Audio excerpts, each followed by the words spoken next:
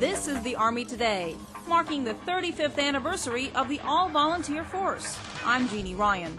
Do solemnly swear. More than 24 soldiers and new recruits raised their right hands at the Pentagon, pledging to serve their country.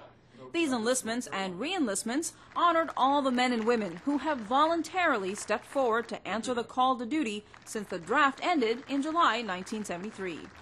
Because it's building my experience so I can get to be what I want to be. I plan on doing 20 to maybe even 30 years. I like doing it. It's basically what I like doing. The concept for the all-volunteer force was born as U.S. troops withdrew from South Vietnam in 1969.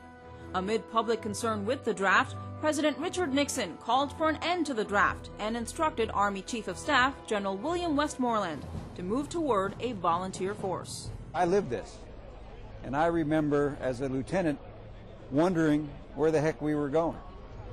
And if you'd asked Lieutenant Casey 38 years ago if I thought this was going to turn out the way it did, I wouldn't have been too sure. But I lived this, and I watched our Army and our leaders and our soldiers grow into the most professional force in the world.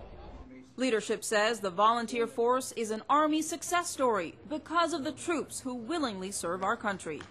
Every year, a number of men and women who join the Army, about the same size as the United States Marine Corps. And here we are 6 years into war.